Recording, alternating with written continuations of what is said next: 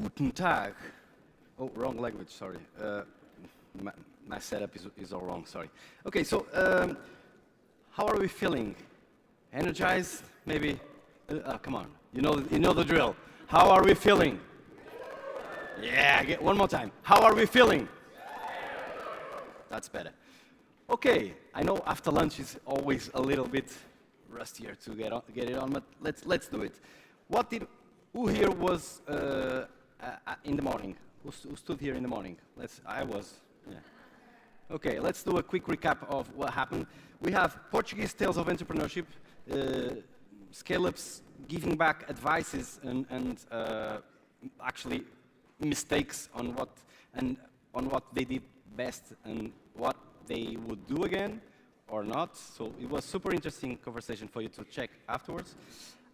Also, we have growing with a positive impact. Is it possible? Harsh truth or reality? Was this possible? Well, we found that it was possible, so you can also check it out. Driving change. We have the example of how startups and companies can come together and implement pilots that actually are impactful and can be scalable. And we also have the launch of Mission Carbon Zero, a movement of the ecosystem, entrepreneurship ecosystem, that I invite you all to check it out and join. And what's on the plate for the afternoon, Tomas, you might ask? But now everyone, what's on the... that's so-so, but I'll accept it. So, thank you for asking. Europe's Edge, we'll have an amazing conversation on Europe's value proposition and also Portuguese value proposition. Yeah, this is a hot topic, and we will discuss this in a very intense way. We will also have responsible AI. We will discuss how AI is everywhere now, and how are we assuring that it has the right bias, how the ethics are being put in, and how everything is being placed in the technology, and also innovators at scale. We will have unicorns and scale-ups giving, again, advices, sharing their mistakes, so that whoever comes after can learn from that. Does it sound good? Yeah. Thank you. Okay. So, I have one sad news to give you. I'm still dealing with it, so please help me deal with it. And the thing is that a great friend of ours, Diogo Monica, is with a flu, so he won't be able to join us today, unfortunately. But I will ask you all to, we will film and we will say all at the same time, get better, Diogo. So, and this message we'll get through him immediately. Is that okay? Let's do this. So, are we ready to go? Yeah? 1, 2, 3. Get better, Diogo! Okay, get better. Okay, so let's go to the first panel of the afternoon. This is the Europe's Edge. As I said, we are going to discuss Europe's value proposition. And I will call on stage Fátima Caçador, Luís Roquete Geraldes, and Sam Rea to have this amazing conversation on... Welcome. Thank you. And yes, please. Thank you, Tomas. Thank you so much. I think it's not the lunch that might bring us down, but the stairs. I recommend that next time, perhaps we should have less stairs and more stage. I don't know, Tomas. Well, it's an absolute pleasure to be here this afternoon with this great panel. My name is Fátima Caçador. I am a journalist and editor of Saptec. I work in technology for more than 30 years, and so I will be trying to moderate and keep up with these very brilliant people that we have here. Although we don't have Diogo, so I will ask everyone to be even a little bit more, I don't know, polemic if you want. But the energy is here, and of course we have a lot of knowledge here with us.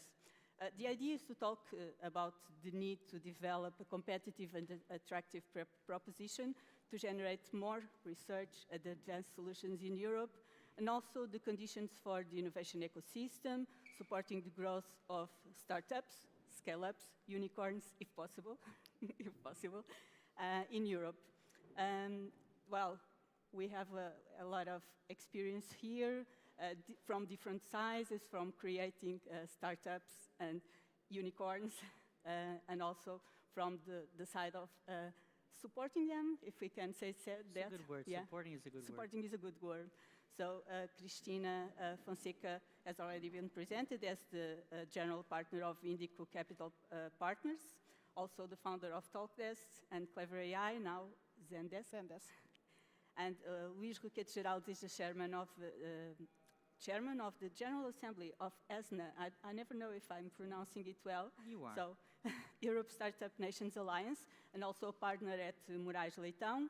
And we have also Sam Ria, Vice President, Strategic Advisor for Emerging Technology and Incubation of Cloudflare, who moved to Portugal 5 years ago and now speaks better Portuguese than I do English. So, É verdade, ela falou um pouquinho. congrats. Well, now we can start with the questions, and so we want to talk about this, how Europe can cope or at least gain some space in front of the US. Every report says every time, we always, as a journalist, I've been seeing this for years at least, that Europe, or more precisely, European Union, continues to lose ground in the global race for, well, supporting and developing technologies. We are behind US in expenditure in growth in sectors such as biotechnology, digital economy, AI, although we have now new plans for the future.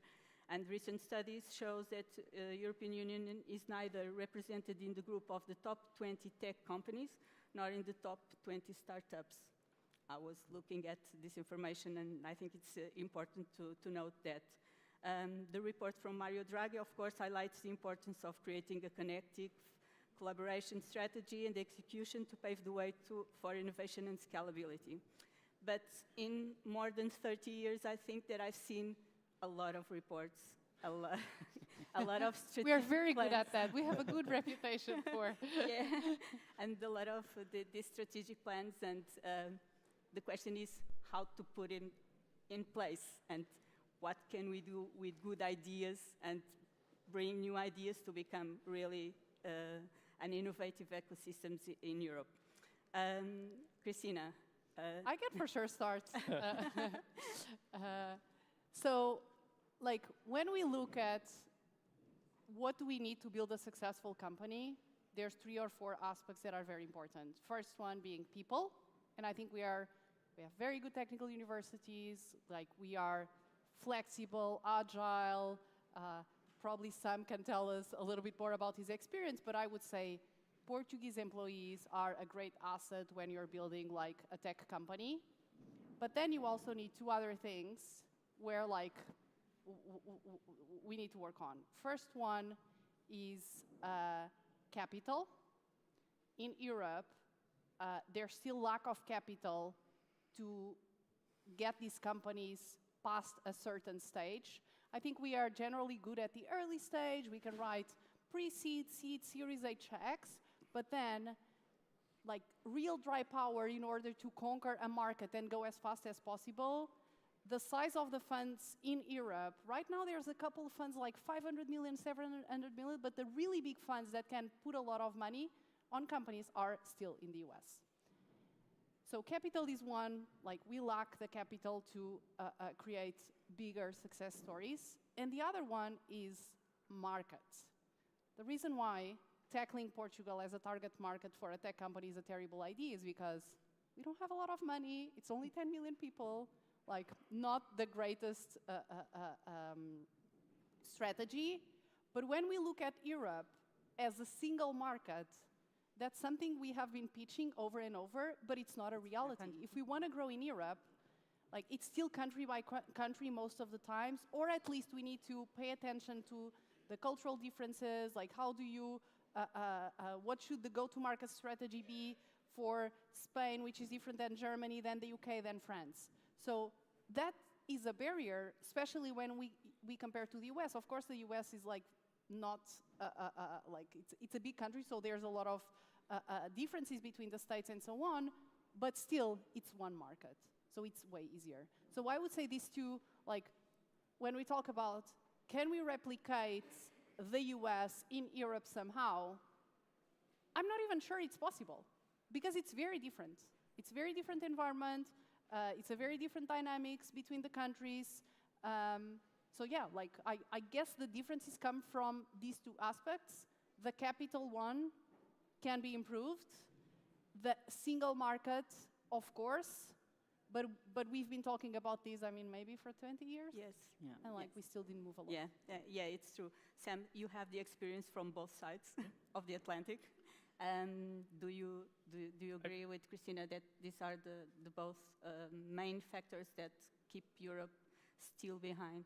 I completely agree. In fact, we could probably just wrap the session. I think she said it very, very eloquently. One challenge on the people front that really, drives me insane as an immigrant in Portugal and someone, I moved here to open up the Lisbon office, and now we're over 300 people. And the talent that we find here in Portugal is incredible. The vast majority of our team members inside the Lisbon office are Portuguese.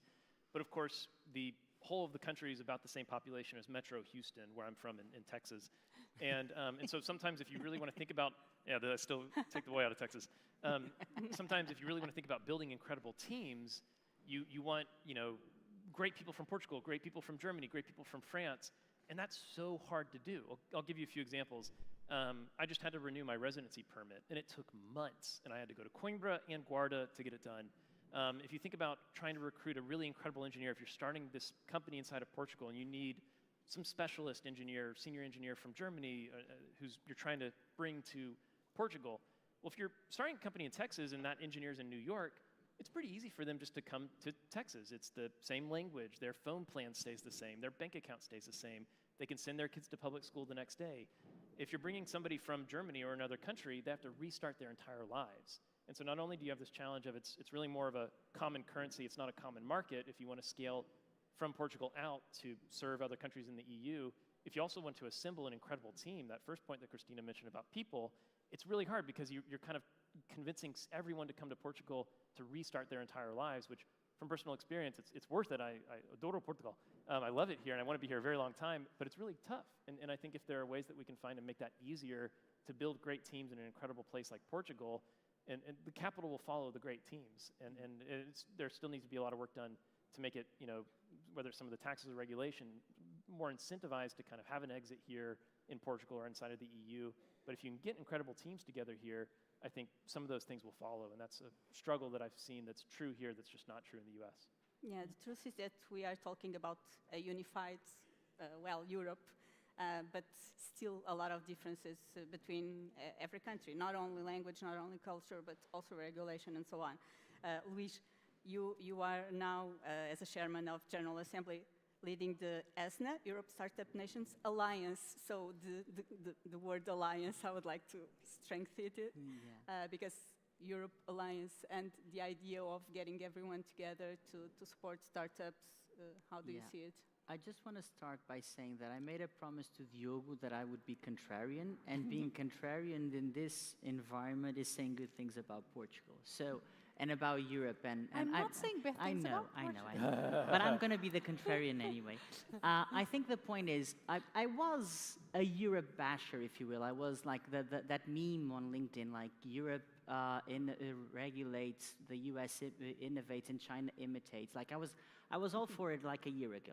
But then there was something dawned on me, and I think that we are getting somewhere closer to the single market. So when I started working a few years ago, I remember that one of the things that made the European market a single market was the Markets in Financial Instruments Directive. So basically making a unified single market in financial services. That worked pretty well. And a good example of that, to the contrary, is Brexit. It was a huge issue for the UK because they lost that. And then I was at Wharton for a couple of weeks in October last year, and I was in a closed event talking about crypto assets, and basically I had the 40 biggest CLOs in the crypto world saying, we don't have a MiCA, so a market in crypto assets regulation, but we would like to have it. But we don't say outside of this room. I thought, that's clever. That's clever. And then I got talking to US lawyers in Canada and in the US, and they said, well, we hate the AI Act. The European AI Act stifles innovation, blah, blah, blah. But effectively, we have 300 pieces of state legislation in AI in the US. So it's going to be a patchwork. So the US being a single market, I could carve out a number of sectors that are not actually true. It's not true in fintech, it's not true in healthcare, it's not true in education. So it's not, what they're really, really, really amazing at is always focusing on the good side of it. And also then I started to think there was this huge issue about a petition about the European company. So building upon having a single corporate entity pan-European wide.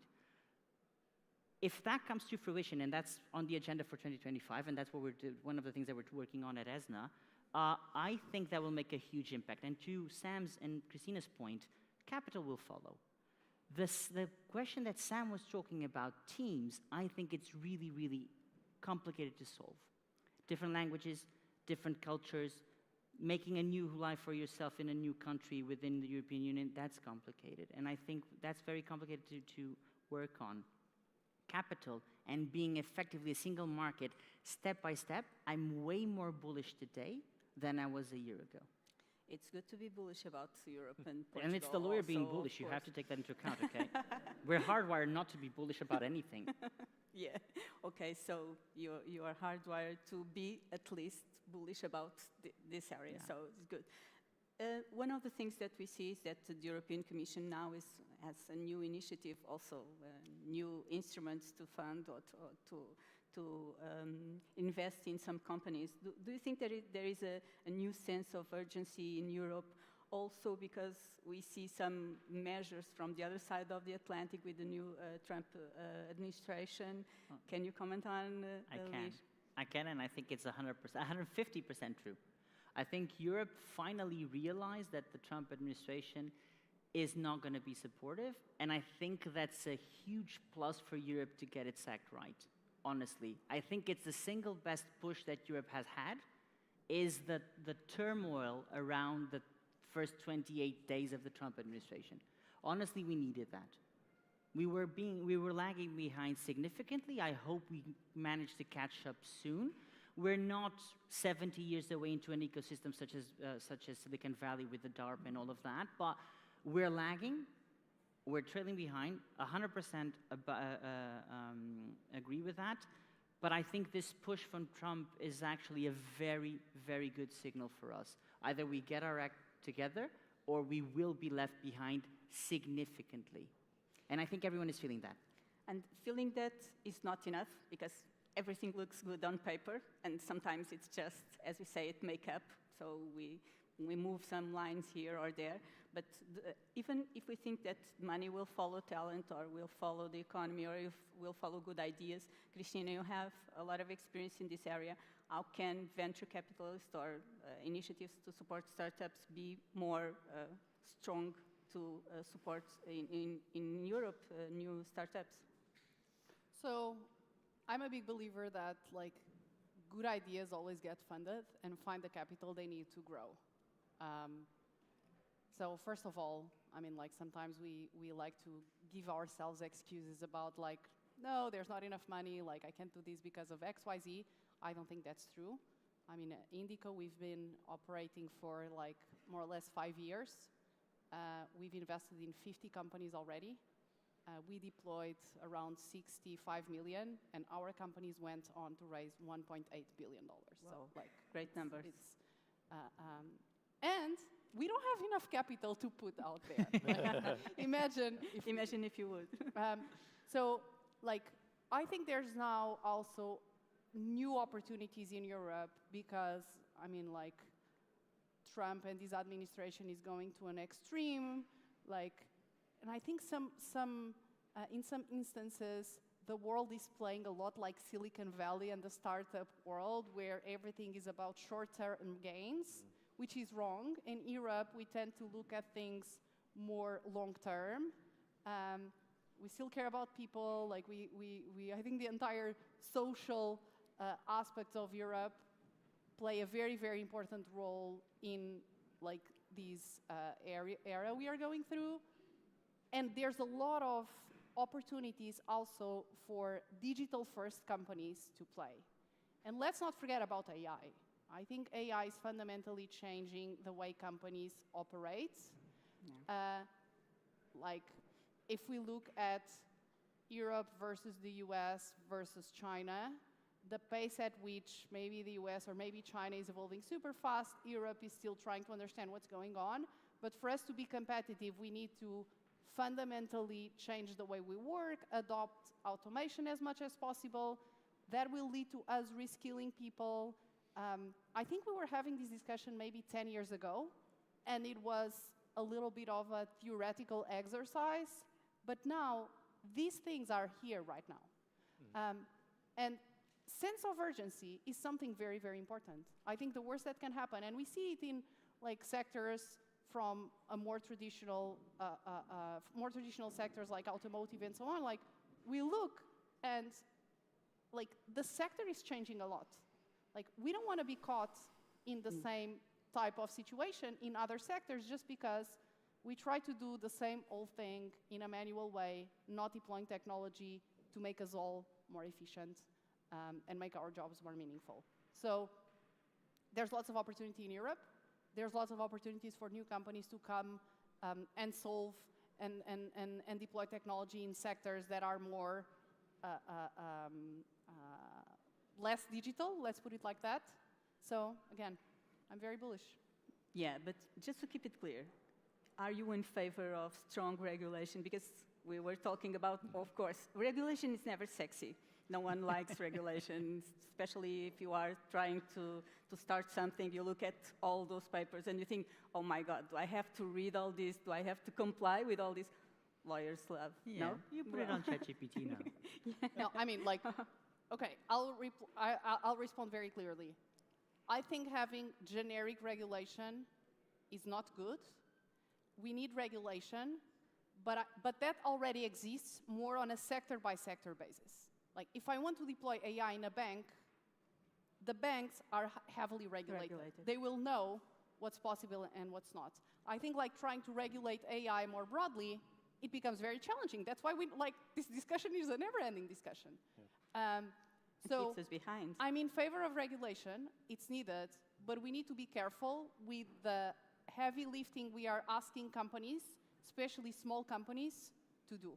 That can really hurt us as a region. A region and stop the innovation. Sam, what do you think? I miss Diogo because Diogo would say some very clear things about this topic. But I'm sure that, Sam, you already have regulation is not really a very sexy thing, and technology might be hurt, or innovation might be hurt with Especially it. as an American. Do I you was look gonna at us say, and what do you well, think of us all? No, I love y'all. You outnumber me. Very scared. No, there's another side, though. If you think about Europe and regulation, that comes with something that for the life of me, since I've lived here, I simply cannot understand. And that's a strong social safety net. So if you think about a lot of places that have a lot of regulation, they have a strong social safety net. But again, I cannot fathom why failure in Europe is so anathema. Because if you talk to an American and they tell you, my startup failed, everyone's like, oh, that's such great news. Come right this way. Let us fund you again. Let us give you more money. Come work for us. Because you've had some great experience.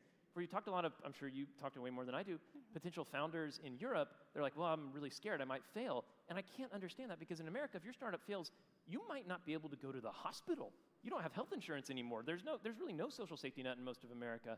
And I don't understand why that's not a competitive advantage inside of Europe, where this fear of failure is such a powerful way to persuade people against trying something when the outcome of your failure tactically is actually much softer than in a place like America, where you literally might be bankrupt if you break your leg the next day after your startup fails and you lose your health insurance. The other thing, I was having lunch with a group of friends yesterday. One of them is a German who's here, and he was talking about the inverse, where in Europe, if you start a company and you really succeed, everyone looks at you and says, kind of suspicious. Who did you wrong in order to get there?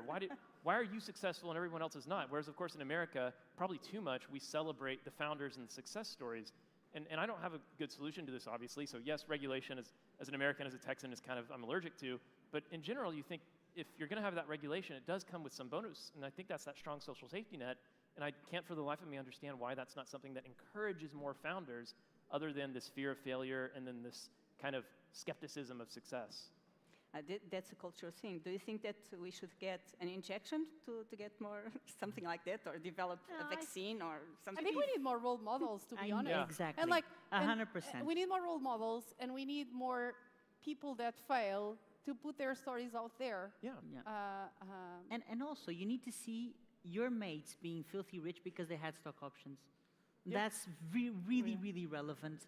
I always like No, you like the stock options contracts. I prefer them to start companies. So no, I know, okay, but having a local tribe, Yeah. like where you can have like the network effect of local tribes springing about Yes. in a given jurisdiction, it's incredibly relevant. Incredibly relevant. You really see people like starting to change away the way they look into success.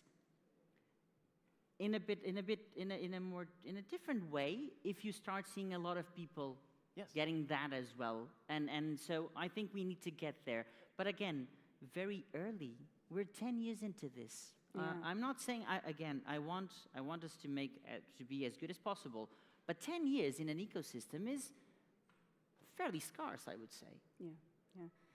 Well, fairly scarce, but with more results. Yeah, or but with I'm hoping a lot. startups and- I'm very optimistic about second-time founders and third-time founders getting, like Christina, for instance, is obviously an insanely positive role model where people see that she's done Talkdesk, she's done cleverly, and basically exited, and now she's doing venture capital. We need more of Christina. We need more of Jörg. We need more people that do this on a very regular basis.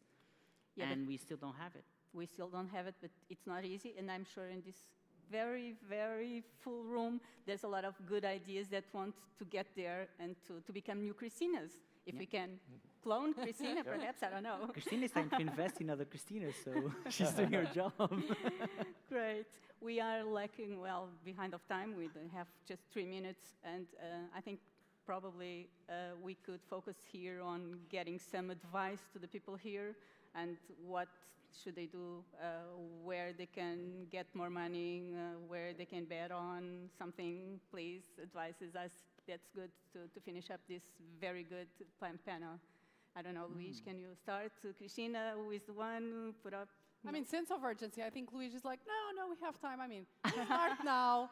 Like, didn't say not that. starting. I didn't say Like, you were the not worst for- thing that can happen is like you learn a lot of things and you move on and you go like, Social Security will take care of you.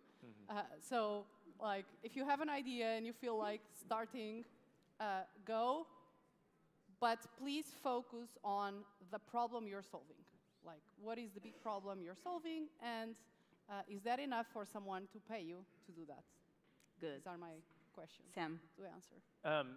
Just two things. One, please don't be afraid of failure.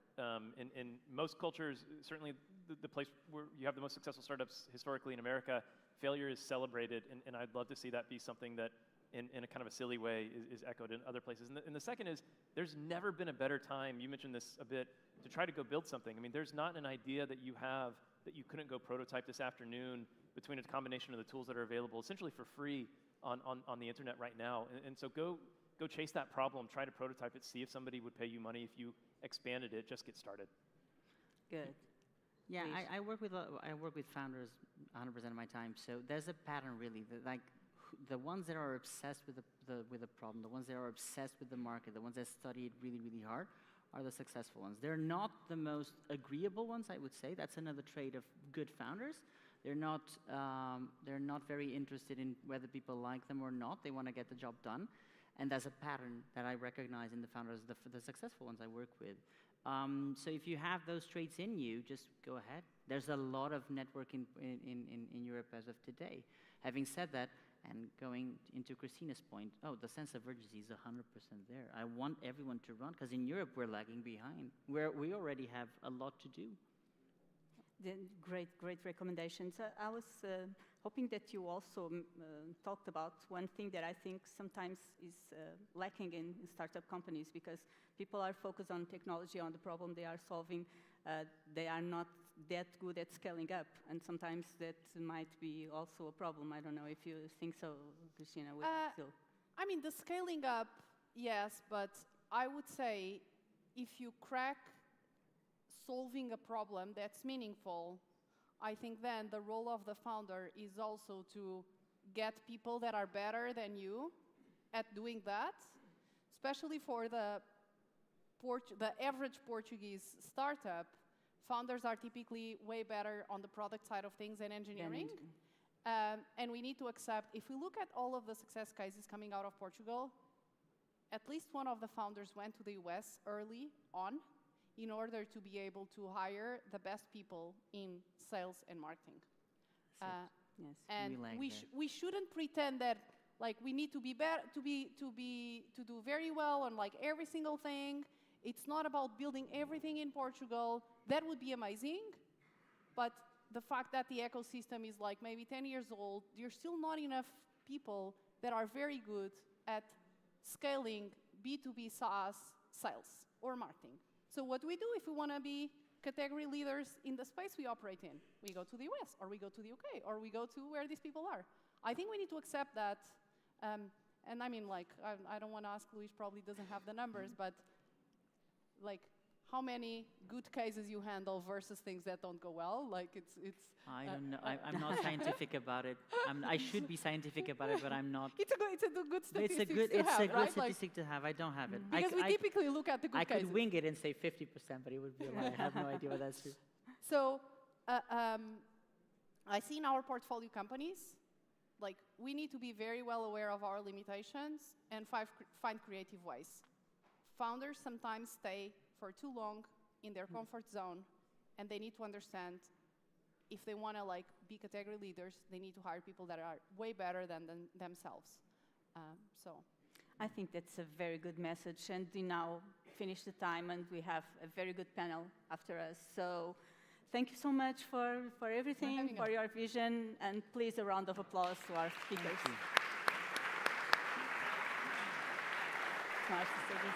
Thank you very much. Thank you, thank you, thank you. Thank you very much. I think Diogo will be proud. He's probably watching at home. He will probably be proud. Don't you think? Luis, he will be proud. Yeah, I hope he is. Yeah. Well, amazing topic, but we have not finished yet. We also have another 2 panels that are really interesting and super amazing topics. So right now, the next topic will be responsible AI, navigating ethics, bias, and accountability in digital age. And for this spectacular and also a bit polemic topic, I will call Sandra Fazenda de Almeida, Paulo Dimas, please, round of applause, Catarina Peiroteio Salteiro, Marco Serrão, and Ricardo Batista Leite. Join us on stage. Thank you very much. Obrigado. Sim, sim, força. Força, força. Welcome.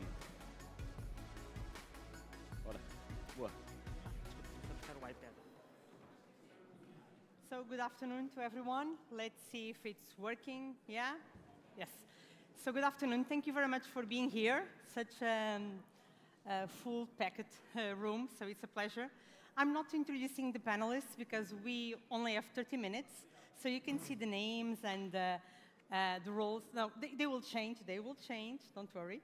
And so it's a pleasure to welcome you to this important conversation about responsible AI, as artificial intelligence is reshaping the industries, driving innovation, and refining the way that we work and the way that we live our lives. So, but as the AI systems, they become more powerful, the stakes become higher.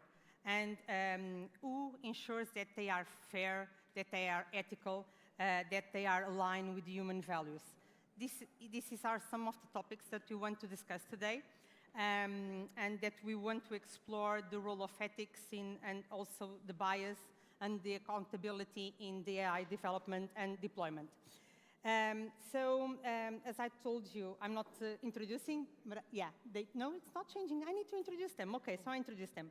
So here I have Paulo. Now here it is. So okay, you can see them now. So we didn't align on the stage. So this is Paulo, and then Catarina, and then Marco, and finally Ricardo. Okay. So but you can point the names with the faces. So just to dive a little bit, dive deeper on this conversation, I would like to start to ask you a short understanding of how do you define responsible AI in your field of expertise and area. Paulo, I'll start with you. Yeah, thank you so much for the invitation. Really excited to be here and on this audience. It's my first time on this event, but really excited. And yeah, so we try to define responsible AI in a very simple and easy to remember way. So we kind of define responsible AI in 3 pillars. So the first pillar that was mentioned in the keynote downstairs is about trusting AI, to have an AI that is trustworthy. And this is very much related with explainability. So we know that AI models are like black boxes, huge neural networks. We cannot peek into them and understand why they are predicting that someone has a certain disease. And so we need to understand why the AI is doing that prediction. And the second pillar is about fairness. So this is the one that people associate more with responsible AI. It is about not discriminating between people of different genders, different ages, different social status. We know there's a lot of models that are biased. We know that we live in a world that is dominated by data that is produced, namely in the US, and we suffer from that bias. And so we have to correct that. We have to really ensure that no one is going to be discriminated when that person goes to get some credit from the bank, just because of his social or her social status.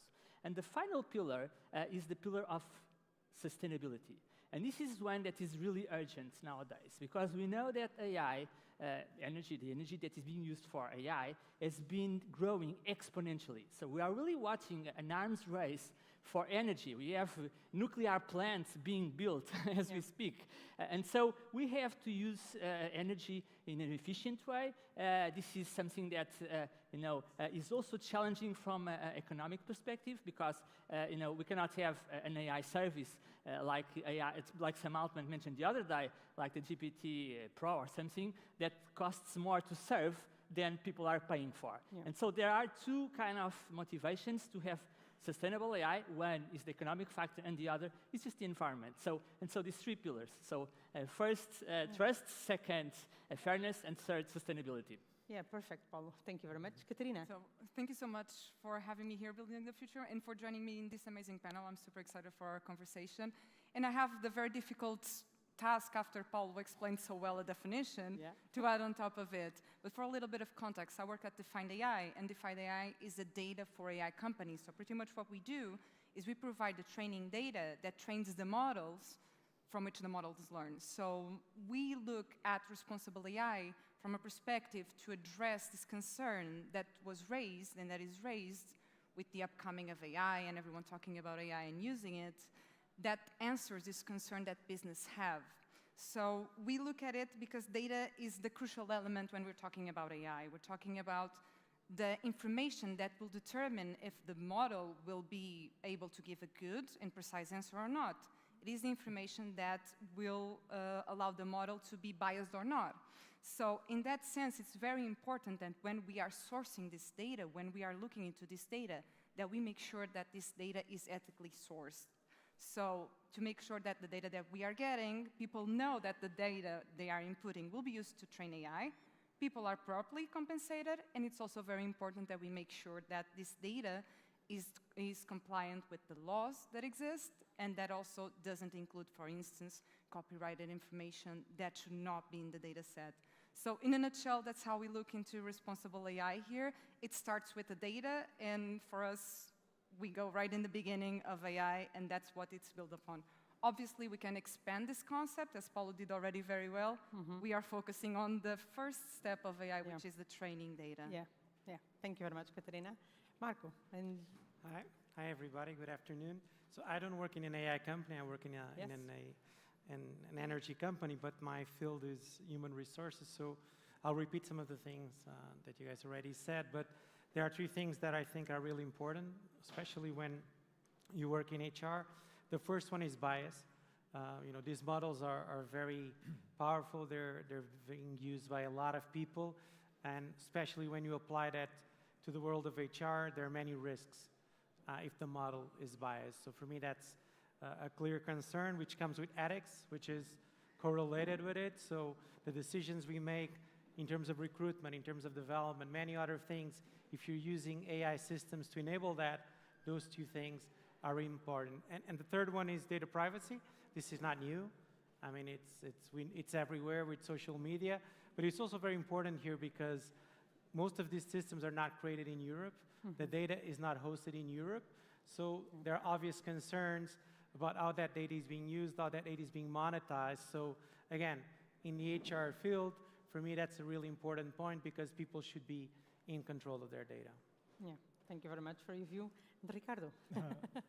Well, thank you. Responsible AI. And good afternoon. Good afternoon?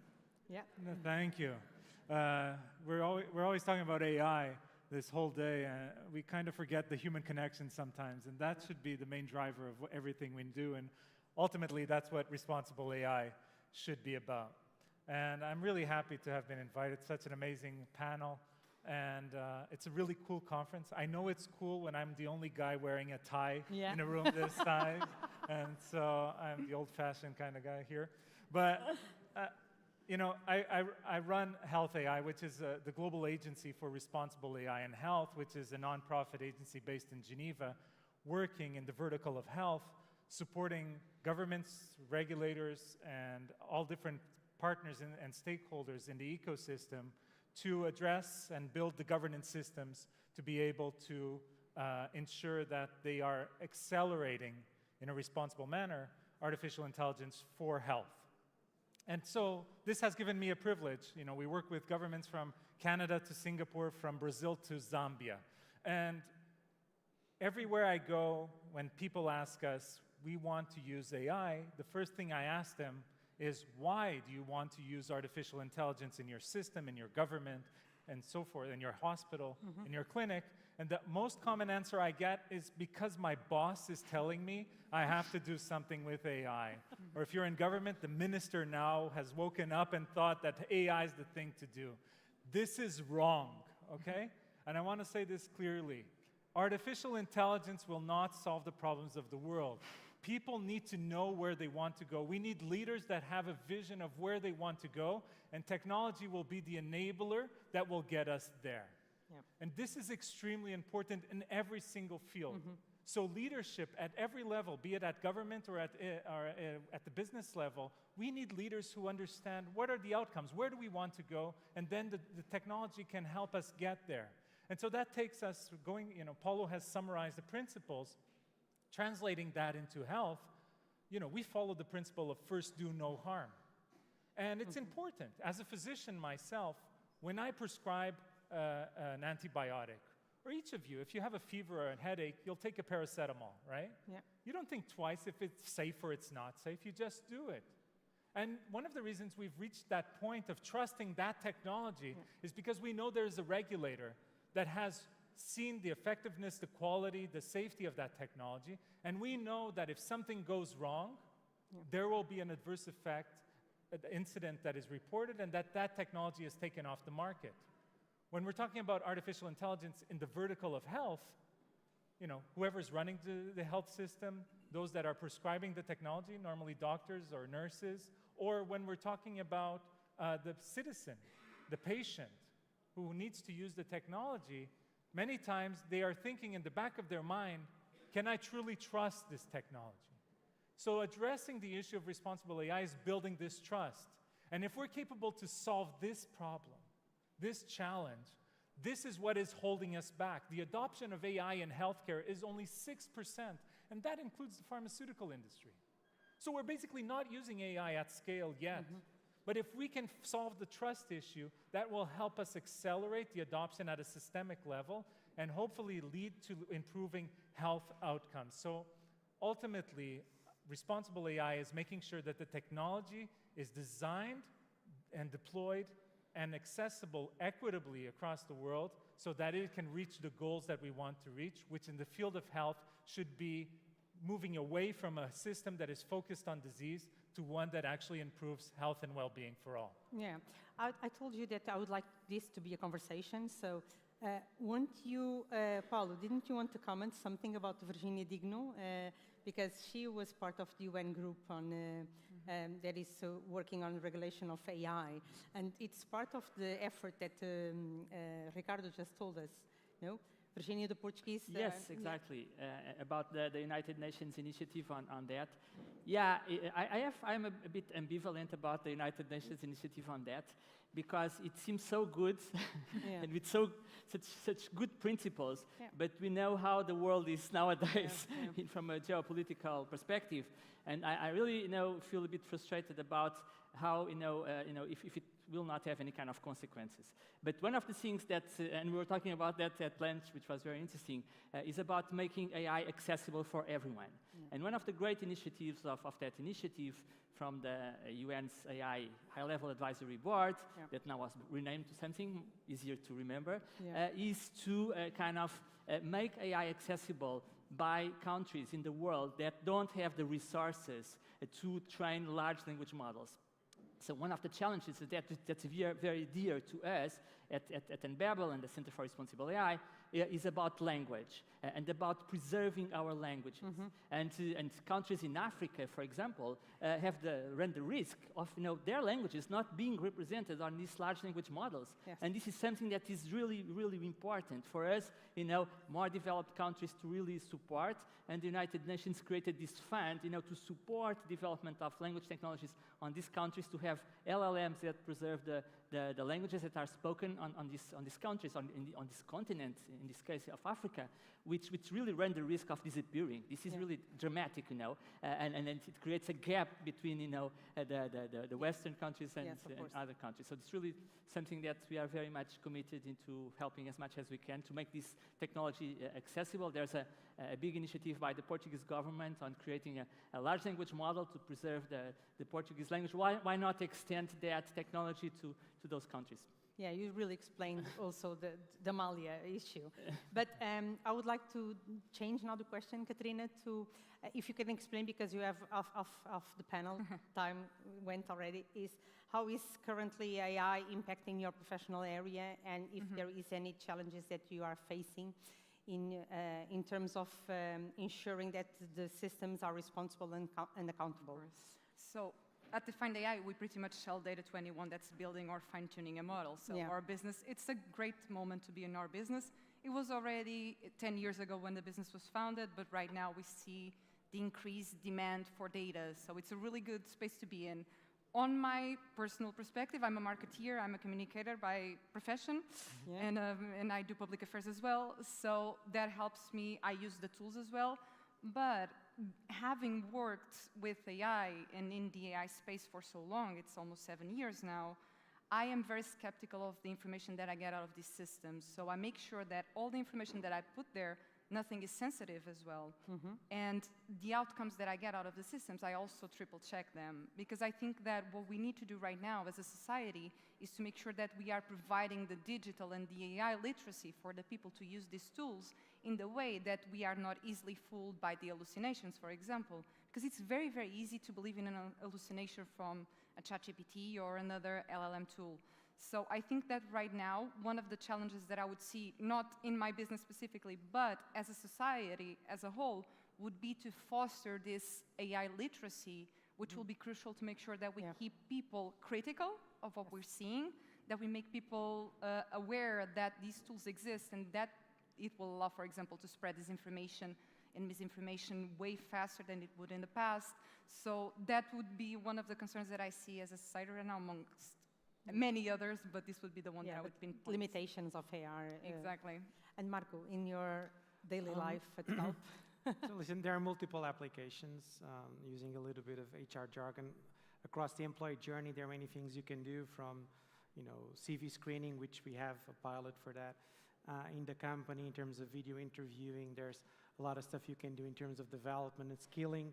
We have a pilot for that as well. We use data mining to understand what are the critical skills that should compose some of the functions. So there are many ways that you can use it. We use it on a chatbot as well. I mean, everybody has chatbots nowadays to interface with the employees in terms of the queries they might have. But as we're talking about concerns, I think this will only increase, and it will have much more impacts than it has right now. But for me, the thing that concerns me the most here, it's the potential humanization of work.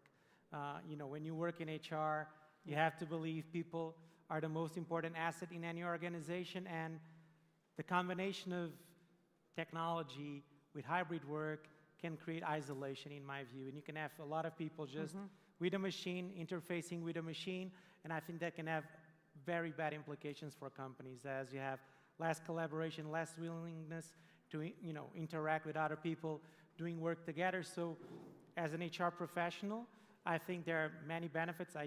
We have, I won't say the name, but we have one of the generative AI systems in usage at the company. I use it a lot, but I see the more you use it, the more you get somehow addicted to it. And when you think about the future, because we're just scratching the surface really of the potential, I can see a world where people dedicate more time to the machine than they dedicate to other people. And I think that's something we all should be concerned about. And it's something that defines not only an organization, but society as a whole. And for me, that angle of work and kind of humanizing work, I think it's something that we need to manage. We need to be aware, and we need to make the best uses of the technology to serve people and not the other way around. Yeah, and Ricardo, what can you tell us about the impact of AI in your professional and the way that you work in the, what's the name of it? Sorry. Health AI. Yeah. How can you tell us about the efforts that is being made in terms of accountability, fairness, and responsible AI? So very quickly to say, we are building a global regulatory network for health and AI. As I mentioned before, the absence of governance is slowing the adoption of technology in health systems. And so we're trying to support governments to build up the governance systems so that they can validate and quickly accelerate at a systemic level these technologies. Right now, what you see is a whole bunch of pilots in hospitals. It's kind of the Wild West out there right now.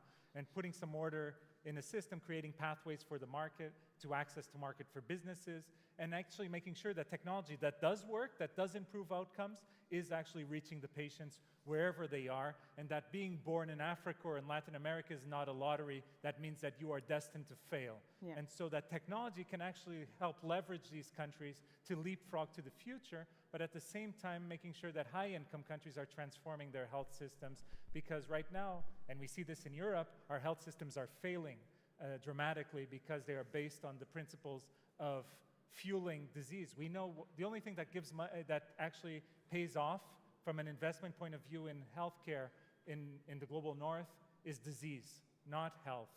And so transforming that is going to be critical. We are creating a global early warning system. So if in Singapore, in Zambia, or in Brazil, or in Switzerland, there is a report of a potential risk of AI, we are the ones raising the red flag to regulators to make sure that in real time we are able to intervene. Also good for companies to avoid legal liability and reputational risks, allowing them to fix the problems early on before causing harm at scale. And we're building a global repository of AI solutions that have been compliant with responsible AI. So as the regulators approve these technologies, they will appear on this global marketplace. So in a way, we're nudging the world towards adopting AI technologies that are compliant with these guidelines and standards when it comes to these principles. Finally, we've created a community of practice that any institution, be it a private sector developer or public sector, government or academia or patient organization or NGO, can join our community and be part of this conversation. It's a very easy process. It's free of charge. Just go to our website at healthai.agency. That's my 20 seconds of advertisement there. Yeah, no, perfect. But I would like you to explain to our audience what is the essence of Health AI. Is it an agency? Can you explain them briefly? So Health AI is a non-profit agency that is funded mainly by governments and philanthropic institutions to help accelerate the adoption and scalability of AI technologies that comply with responsible AI principles for health systems around the world. And being a global agency, we kind of have a Robin Hood model where the richer countries where we work with also help fund the development of governance capabilities in low and middle income countries. It's it's a hell of a journey. Yeah, yeah. So it's a voluntary initiative that governments can.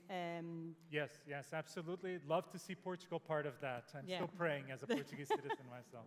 Okay, so finally, because we are in our final moments, I would like you to ask in one word if you would say, like, to someone in the audience from different companies, what you considered it's the fundamental principle for responsible AI in the organizations.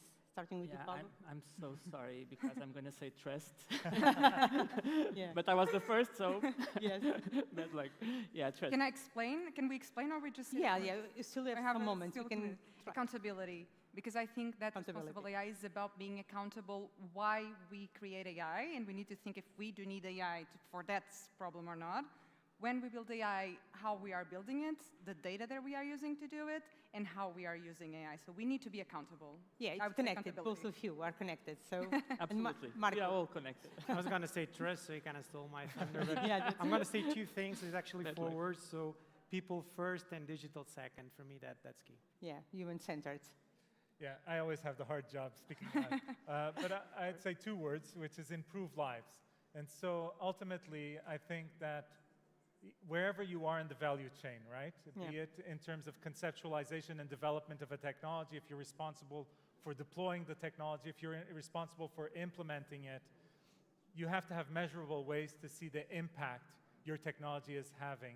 And the idea of improving lives, be it in healthcare or in any other sector, has to be the ultimate gain and the ultimate goal that we want to achieve as a society.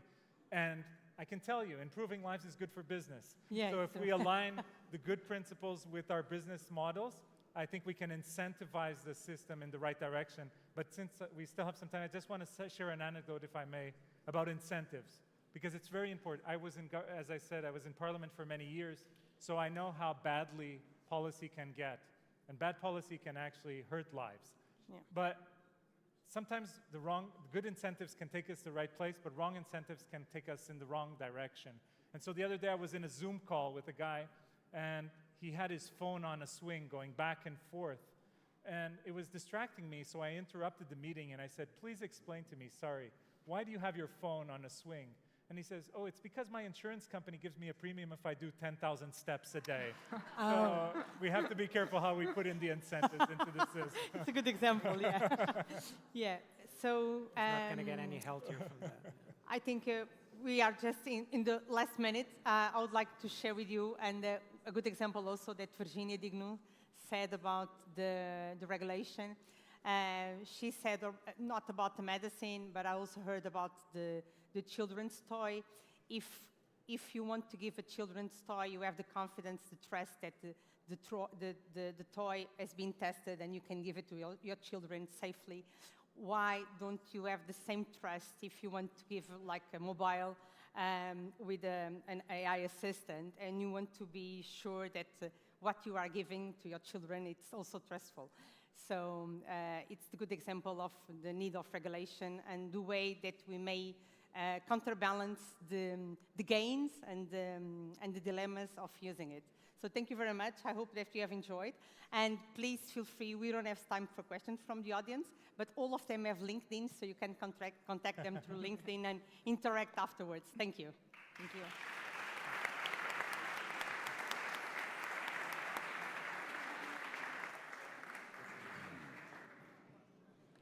Thank you, thank you, thank you. Obrigado, muito obrigado.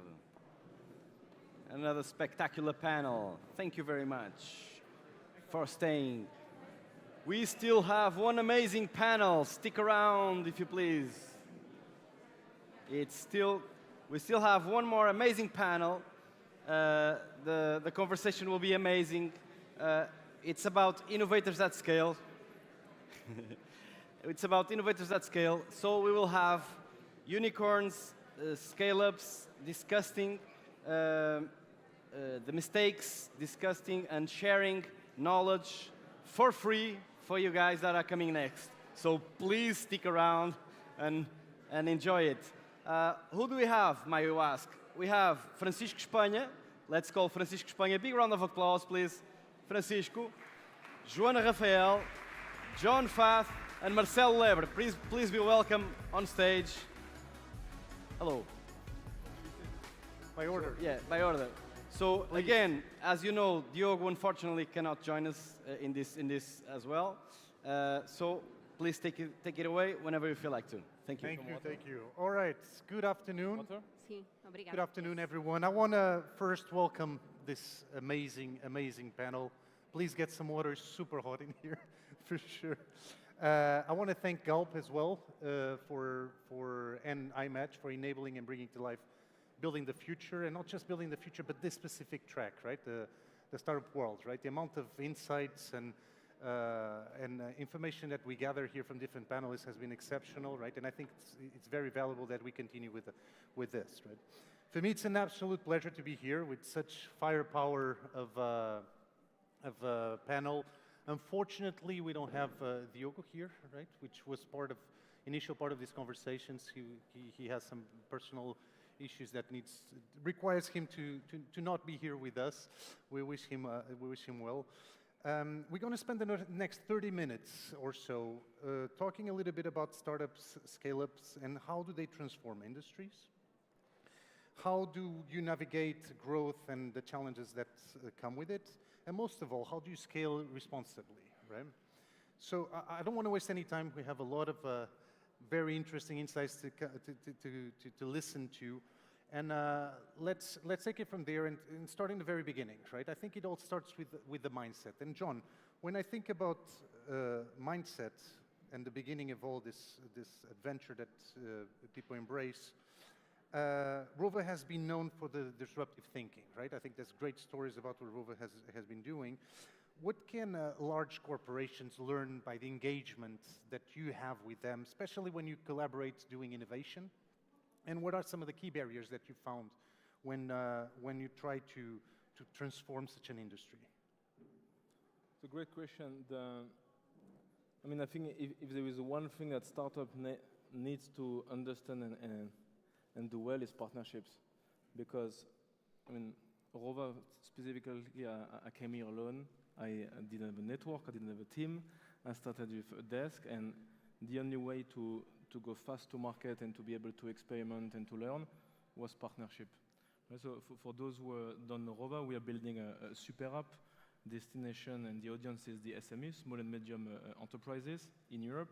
We start in Portugal, and within this super app, you can do invoicing, expense management, banking, accounting, and company creation, for instance.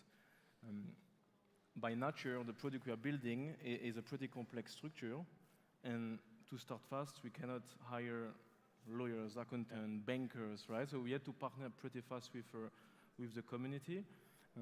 We went live 8 months after arriving in Portugal, and we built it from scratch. So we partner for the first 8 months, scouting the partner, managing the partner, and over time, what we have learned is when that works, we can in-source, and this is the mode we are in right now, meaning we start generally to create innovation with partnerships. If it makes sense and if you can beat the partner, we look again at the user. If you can beat the partner, generally we try to in-source. If you assume in the market that we cannot beat it, and for the user it will be maybe better to have a partner, we generally partner. So if it's an old Japanese motto, if you can't beat them, join them. This is what you have done. The other benefit of this is international expansion. It's pretty easy to, once you have a marketplace, tech marketplace, to innovate with partners in other markets. And some markets you are going to discover, you have to discover by yourself if it's a market for you, if it's a product market fit for you, for your group. Partnership allows you to do that as well, right? So we are able now to experiment markets by setting up new partners. And again, if the partnership works, we might go. We might stay there with the partner, or it doesn't work and we test something else. So innovation is definitely triggered through partnership, and the more partners, the more experimental tests we can run, the better generally. Very cool. Look, and I love how you led your coming into Portugal with partnerships. I think when we do that, we start transforming industries. And Joanna, this is something that I think would be very interesting to understand from your side as well. You're redefining the retail sector, right? Through AI-driven experiences. I think it's always very difficult to penetrate, especially those industries that have been established, right? What are some of the key barriers that you found there as well? And how is it that you overcame them to transform some of those industries as well? So, hello everyone. Thank you, Francisco and Microsoft, for the invitation to share how Sensei is redefining the retail industry. So, actually, artificial intelligence is really at the core of what we do at Sensei, is the backbone for autonomous stores. And actually, the mission of the company is to make shopping frictionless, more pleasant and more efficient for the retailer. But also, we thought about how could we create an unmatched shopping experience for the end shopper. So all of us who shop every day in retail stores, and every time we have to exit the store, we need to face a queue, scan all our items, and face like what is not the best experience that moves me going to a store. And of course, like working with an industry such as retail. So retail is one of the largest industries by volume in the world, and also one of the most traditional. If you think about 15 years ago, you saw e-commerce coming up. A few years later, you saw the self-checkouts like that would automate and make the retailers a bit more efficient in terms of cost, like for the avoiding some extra cost at the checkout. But actually, those experiences are not great. So still, we are still at the right now. I think we are at an inflection point for AI use in retail. So right now, you have a technology that can make the store like where 90% of all the retail operations happen. And where it's actually a black box for the retailers. So you don't really have data beyond what enters your warehouse and what exits in your point of sale. And what we are doing at Sensei is to making it a glass box. And we've been, partnering since we started Sensei 7 years ago with retailers. Our first investors were actually venture capital investors from big retail corporations. Mm-hmm. So we had Metro AG, it's a German wholesaler present in 50 countries that operates, thousands of stores, and also Sonai, their fund, Bright Pixel Capital, were our early investors. From then on, we've been partnering with some leading retailers to open what was, back in 2021 when we entered the market, after 4 years of development of the technology. We opened the first autonomous store in Europe. Even before Amazon Go came to Europe, we did it, and we did it with a retail partner that really wanted to, push forward, be really quick, and, kind of change the mentality that the industry is a slow mover. You find some specific, innovators that have been partnering with us. So from Sonai, like our first customers in Italy, we also were, basically disrupting the market by, writing a bit of history, opening the first autonomous stores in the country, in Italy, and also in Latin America a couple of years ago with a partner. So, basically I think that innovation brought us together and made us, kind of accelerate the transformation in that industry. So I would say from capital to strong partnerships to address the market and be first, be pioneers. Where can people try your store? And I promise Joanna didn't pay for this ad, right? Where can people try your store? Or your experience, let's put it this way. Yes, so we're present right now in 5 countries, in 2 continents, so in Europe and Latin America. So we have stores in Lisbon, we have a big store in Leiria. It's actually just opened recently with Continents. It's actually the largest operating autonomous store in the world, 1,200 square meter supermarket. It's a good batch to have.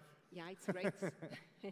So if you are going on the highway to Porto, just like make a pit stop in Leiria. It's really interesting. The store is a full-fledged supermarket, but everything is fully automated. That's amazing. Okay. Thanks for sharing that, right? And I think it's very interesting, the partnership side. But once you do that and you transform an industry, when I look at the segue of this, you have to scale it, right? And Marcel, I'm looking at you because, I mean, you built a super simple way to manage payroll, benefits, compliance for your international team, right? And no matter where you are, right? And remote has scaled at an unprecedented pace, right? Especially in a very short period of time. How is it that you support companies hiring and managing teams globally? But how do you maintain agility? How do you maintain innovation and growth at the same time? How do you balance all of this? Yeah, it's mostly anxiety driven. You know, ultimately, today remote is around almost 2,000 people across the world. Wow. And it is a fairly big operation today. But the problem, you know, there are two sides to this, right? One is it's a fundamentally big company. From when you look at the size of the organization, what it does, and you know, valuation and whatnot, it really is sizable, right? It's from a corporate standpoint, it's bigger than most companies in Portugal. In that, from on a corporate perspective, it is big. From an execution standpoint, from you know founder perspective, my own you know something that we created from the ground up, it still feels like day one. It really feels like it's been, even though it's been 6 years, it feels sometimes that it's 6 days. Well, some days it feels like 60 years. But the fundamental of building companies like this is that the bigger the company, the more it dilutes. Right? You know, initially everyone pulls, everyone pushes, you're all rowing in the same direction. But as the company grows, you start adding layer of people, especially because we still don't have an office across the world. And then some of you know the initial culture and the things that you do, they become somewhat diluted. And the most important lesson here is that as leadership, you have to keep beating the drums to the execution rhythm that you want.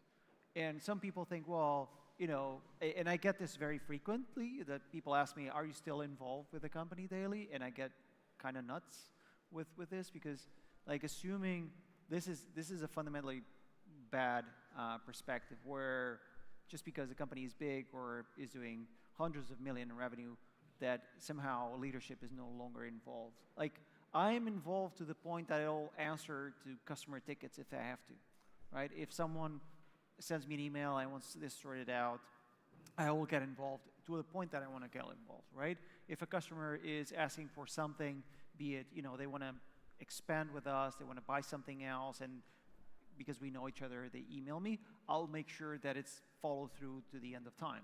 And same for, you know, if someone is complaining, hey, I saw this, I will make sure that it never happens again.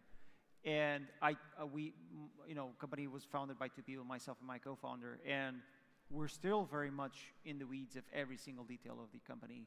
It is fundamentally important to us that it is still so early in our minds for what we want the company to be, that, you know, I think that if we zoom out, this is like day 2 in the journey of the company. And I think the biggest mistake that companies make is that when leadership is no longer in control. Yeah, so listen, to the end of the day, is like anxiety to be involved in all the things and making sure that you excel in all the things as well. Very cool. I love the anxiety. It's so true, right?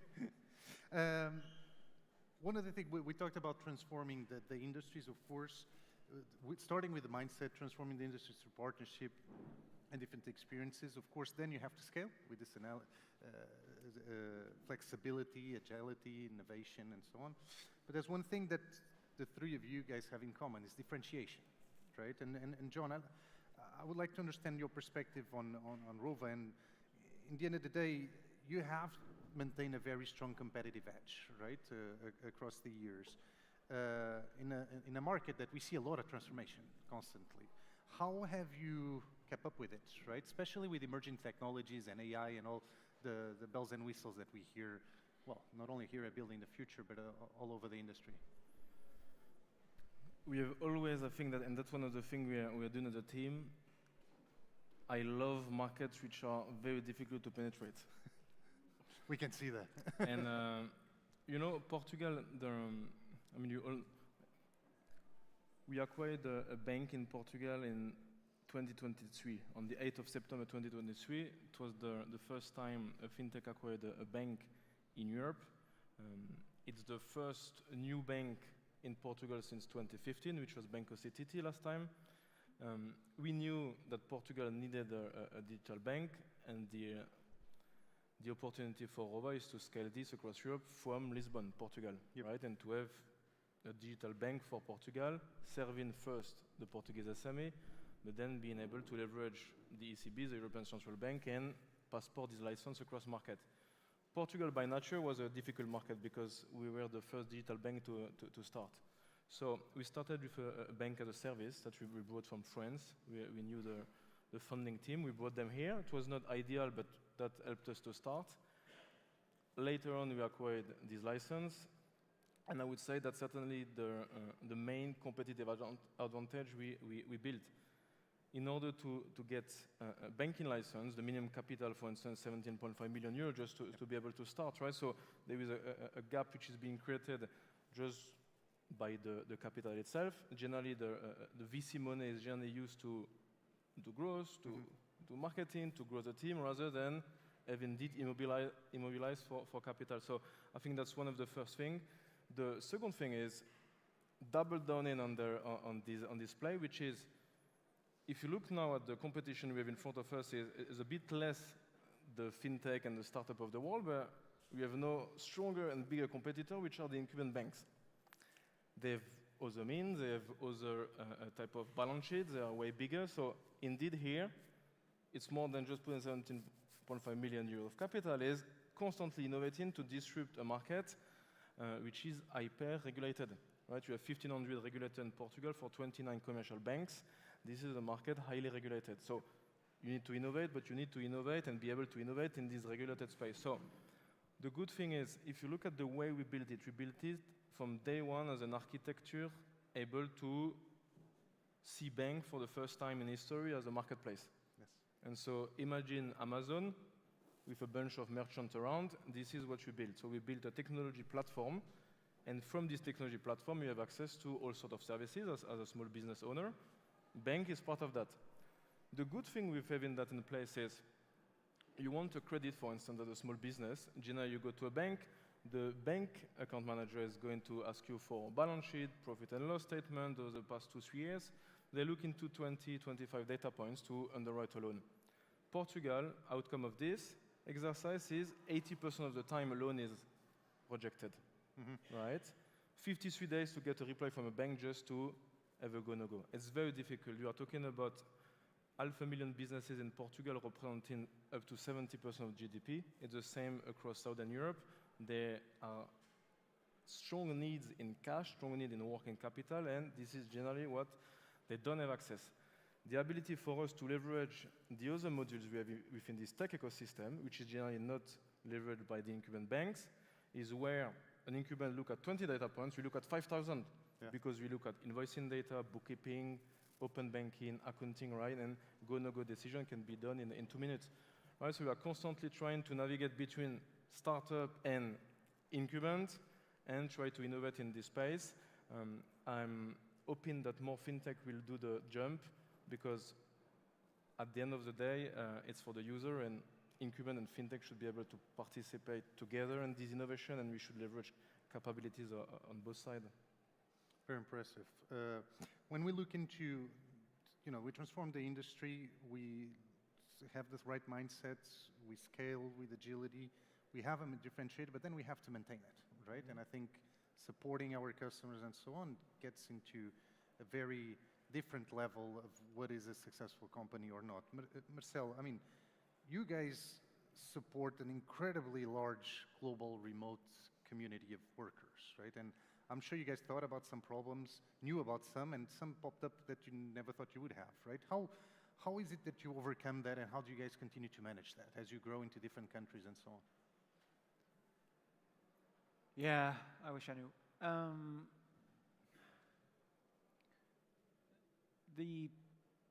There's a certain skepticism needed to operate this kind of businesses, which is we don't know what we don't know. But I think the common trait across the three of us is that we're actually very good at figuring out what we don't know, and facing status quo and try to break it as much as possible. And fundamentally, that's that. In many countries across the world, we deal with finding people, hiring people, employing people, paying people. So we cross all the things that you can think of, HR, fintech, payments, tax. We have to handle this times 200 plus countries in the world. There are different regulators, there are different modes of operation in every country, and there's so much you can do from a execution standpoint. There are two things you know. One is that you can't cut corners because these are heavily compliant, world's heavy in compliance. But second, that if you give in, then you're screwed. Yeah. You're screwed with the capital F, because regulators and most institutions are used to paper pushing and bureaucracy. So your path is to create a new journey and show them that is possible, right? And so often the attitude is throw away the preconceptions and the status quo, things that for us are fundamental. But if you come into a country and you try to make a payment, and all of a sudden people are, no, you can't do that. Why can't you? Well, because no one does that. And then when you try to get to the root cause of these assumptions, there are none. And so throwing away the assumption is fundamentally part of how we can all do this. Because the common trait is that we all looked at a status quo to things that was like an impenetrable market, something like, if you talk to everyone, like every single one of us here has been called crazy or insane or don't do that, or like you're gonna fail, no one's gonna let you do this. This is what we hear on a day-to-day basis. And I think what we're very good at is that we play deaf and we do our own thing. And eventually, as you learn, and we're very fast to iterate, try to understand which doors do you knock at, which doors do you knock down, and in which doors to avoid. But we have to do this at the speed of light and iterate as fast as possible in order to build the things that we're trying to build. But this relentless attitude, I think, is what ultimately defines us and helps define success in these companies. It's pretty impressive, right? And I think this is inspirational. A common theme across you guys is regulation. It's not that it's not an issue, but you guys don't stop there. A lot of people get afraid of it and try to go around or say, well, it's not for me. Did you guys ever pull out of a country saying, no, this is too tough, or leave it for later? How do you guys address that? Yeah, no, look, typically, regulators are trying to some are trying to maintain the law, others are trying to maintain their job. And then these are two fundamentally different things. I think it's important also to play your role in understanding how to build the future. Yep. And for that, you have to bring them along for the journey. The choice is not to avoid them. The journey is not to go through the gray areas. Most often, you have to face it heads on, and then sit down as much as possible and explain the benefits of the new world. Now, in some cases, you're listened to, other places not necessarily. And so you have to keep, beating the drums of what needs to be done, using the community, using their own offices as well. Mm-hmm. But persistence wins. Right? And if you don't go through one way, you have to go through another. But that's amazing. Fundamentally it. Very cool. Joanna, once we get there to, as Marcel mentioned, to support our customers, right? One of the things that we do is also transform their experience, right, in the end of the day. And in Sensei, you guys have been very heavy on AI experiences since the very beginning. What is it, how did you guys impact customers? What did they feel, and how did the customer experience actually contribute to your growth and the growth of Sensei? Mm-hmm. Yeah, thanks for your question. So actually, that's really, our mission is really to transform the shopping experience. Mm-hmm. So in stores, like in millions of stores you have all around the world. And so how we do that. So just to explain to you what is a Sensei-powered autonomous store. So it's a store where you enter, like a regular convenience supermarket. You enter the store, you have no barriers, as today. So you just, come in. You don't need to install mobile applications, anything. Then you do your shopping, like, you just like grab your fruit, you go to the like fisher. stealing, right? You just take your stuff. You just go take your stuff. The only difference is when you are getting to the checkout. So in a store, like imagine you have really, in an autonomous store, you can have everything that you have in a normal store, and you really don't notice there is technology until you get to the checkout. So, and when you are at the checkouts, it's where the magic happens. And that's exactly the part we love, is that you see customers having the wow factor, and we help the retailer to get the wow factor in a normal supermarket from their customers. So they get there, and magically, basically, the shopping basket, there's no checkout, it's an automated checkout. So you get your shopping basket in front of you in the screen, like without having to scan the items you took from the shelf, so not as a self-checkout, not as a scan and go, not having a cashier doing it for you.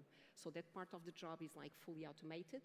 And also, so the staff of the store now, they don't have to, and you can imagine like the big scale of these stores. The store can easily get to 1 million products all around the store in the back office of the store. And they need to manage all the inventory. They need to make it accurate, to have on-shelf availability all the time.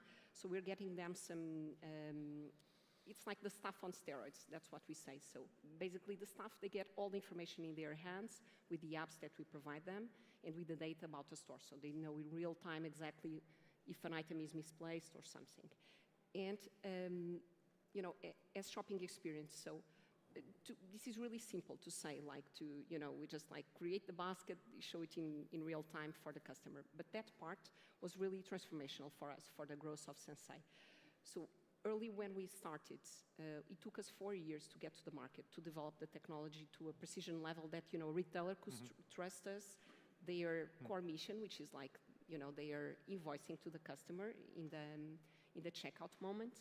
And at that time, we were using a mobile app, such as, Amazon Go and other players use. But that required a big change in the customer behavior. So you needed to, install an app. Nobody wants to install an app to make shopping in a supermarket. And the retailers were needing to shift their mentality from being, commerce operators to being, digital companies acquiring digital users for their app. And we thought, like, this is not going to happen. This is going to take ages. This is not going to work. And after, 4 years of development, getting to the market, being first in Europe to open a store like this, having incumbents like Amazon Go, like really developing this market for us, and, making this a really hot topic at the moment, we had to take a tough decision and say, this is not going to work like this. It's too much friction, to have this barrier to, enter a normal store but with an app. We would have to be like Uber, right? Make huge investments to get people using an app, getting a credit card there.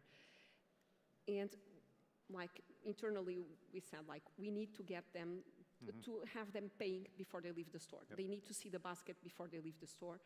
Our customers were demanding it. And this was, like our team was like, oh no, now that we were already getting it, we could scale more stores like this. Now we're gonna get to, to zero, almost to zero again, because we have to transform the way we structured this.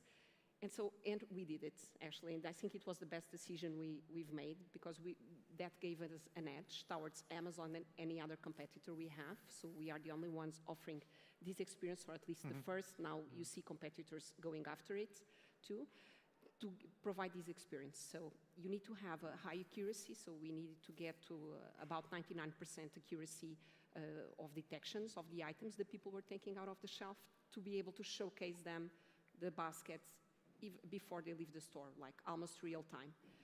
And that was kind of transformational, because nobody needs to change behavior, and it just makes things better. Very cool. Look, I have so many follow-up questions after this one for each one of you, but we're a little bit over time. But I want to take the advantage of this to appreciate you guys here, and thank you a lot for coming here.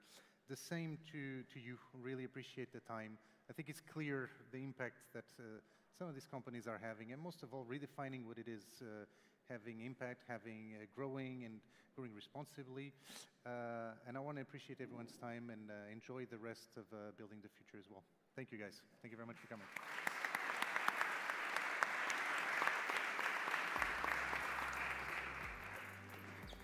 And that's it.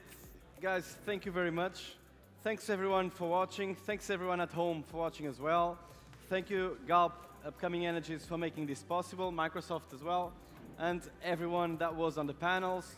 And again, thank you to my amazing teams and everyone that was right here working whole day. Big shout out for them in the back.